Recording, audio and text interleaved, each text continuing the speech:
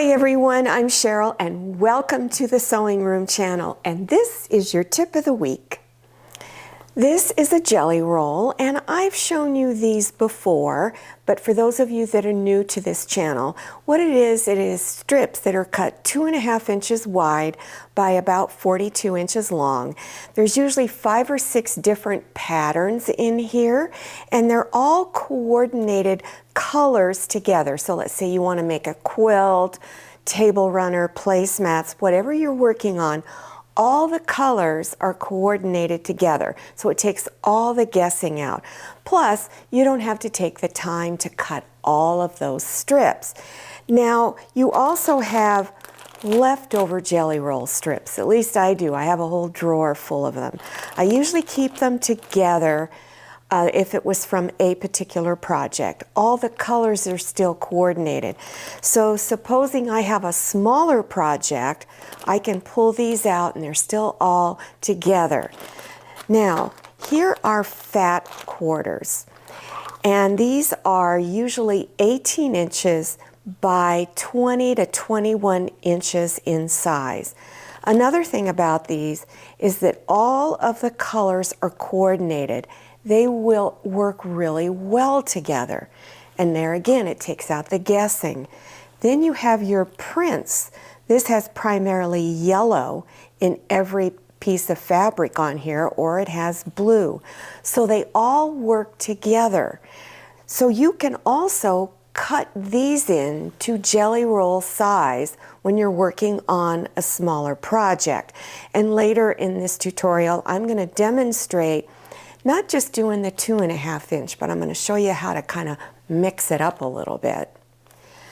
Here is a tote bag. It's got 2 different fabrics on it. Now these are coordinated together, but I'm going to give you some suggestions of how you can use your jelly roll strips to make this bag. So I've got the jelly roll strips up here. This would be the top edge, and then this would be the bottom edge. Now, in order for you to turn this into the tote bag I just showed you, it's a boxed bottom. So even if you wanted this to go right through the middle of the bag, you have to make sure that this fabric is longer, because once you turn this part under for the box bottom, then it will be the same size.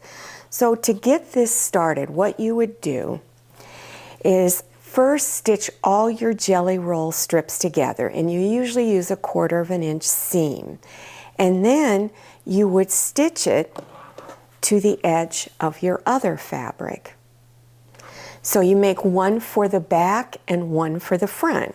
Then you would bring front sides together and continue with whatever tote bag you are making. And usually, if you're doing a boxed bottom, you always cut out a square at the bottom, and then that goes underneath the bag to form that box bottom shape. And then you would continue with the rest of the instructions. So if you're interested in doing this, there will be a link below your YouTube screen in the description section to turn something like this into a box bottom bag. Now, here are some table runners. They're the same style, just different colors. And you just stitch them all together, and then you can finish it off, your edges off, any way you choose. Here's another way you can use up jelly roll strips. Now, I'm not telling you to make this patriotic thing. It's just an example of you can run your jelly roll strips all going along the long ways down your table. And then another thing you can do is make any kind of quilt block design you want at the other or at each end. Also, if you have an embroidery machine, you can embroider a design that coordinates with the stripes in your runner. This pattern is called a bricklayer design. Now, this is in a table runner, but you can make this into a quilt. You can even make it into pillows, really anything you want. So how you would do it is you would cut your pieces whatever length you wanted, your jelly roll strips. Then you would stitch them all together, and I have 7 rows here. Lay all your rows out. then every other row you're going to pull it to where it's off center. So here's a seam. On the next row, the seam is in the middle here. And then you go back this way. And it just zigzags across. And it makes a really interesting design. Here's a table runner with jelly roll strips. Now, not all your strips have to be the same size. So let's say you don't want to use a jelly roll, but you want to cut your own strips, and you want just to make it a little different. So here, these are the 2.5 inch wide. Then on the next one, I cut it wider. I'd say it's about 5 or 6 inches. It's because I wanted to show off the birds in this fabric. So I kept repeating jelly roll strips with this piece, jelly roll strips with the same bird fabric. This is a stack of fat quarters, and I think I have 5 in this stack. So I'm going to show you how you can go about cutting the 2.5 inch wide strips really fast. So I've got them all pressed out, got them layered. They're not all exactly the same size, so it's very important you always cut it straight, because these edges are not exactly straight. The edges along here are not exactly straight. So always cut it out first. So what I'm going to do is I'll first cut this edge straight over here to get started. Then I'm going to cut different widths along here, because I want to make a table runner that's a variety of widths, all of the strips.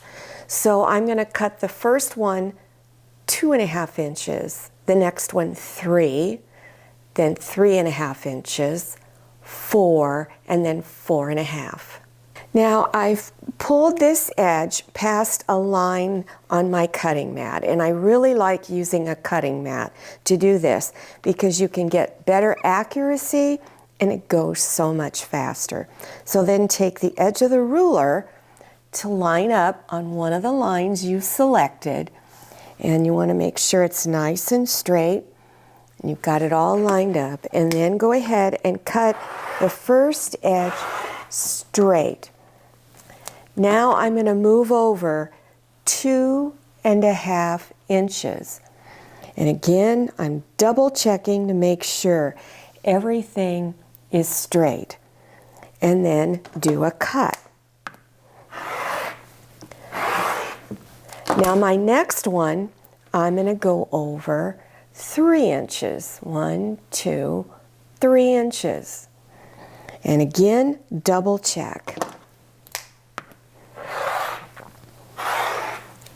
Now I'm going to go over 3.5. Now you don't have to watch me cut all of these. So the next cut will be 3.5, 4, 4.5. So after I finished cutting everything, I just randomly grabbed different sizes and put them together. Now I didn't put them all out. I could have made a quite sizable table runner out of just that stack of 5 fat quarters, because I have a very long dining table, so it probably would have fit really well. But you can see it still looks good together. Even if they are different sizes, it adds just a little more interest to it. So down below your YouTube screen, I'm going to have some links that you can go to, and it'll show you a nice method of how to stitch these together and get them nice and even, because that's sometimes kind of hard. And then I'll have other links down there that pertain to what I've talked about in this tip of the week. Well, I hope you've learned something new out of all this, and you'll try cutting strips all different sizes, randomly putting them together either in the table runner, a pillow, placemats, and then also, of course, in a quilt. Now, don't forget to follow me on Instagram, and make sure you check out my Facebook page. Thank you so much for watching. I'll see you next time, and happy sewing. If you like the Sewing Room channel, one of the best ways to show your support is to subscribe by clicking on that red subscribe button and give this video a thumbs up. And don't forget to click on share to share this video with your friends. And make sure you click on the bell so you receive notifications for all my new videos. I'm Cheryl, this is Manny, and this is Scotty. See you next time.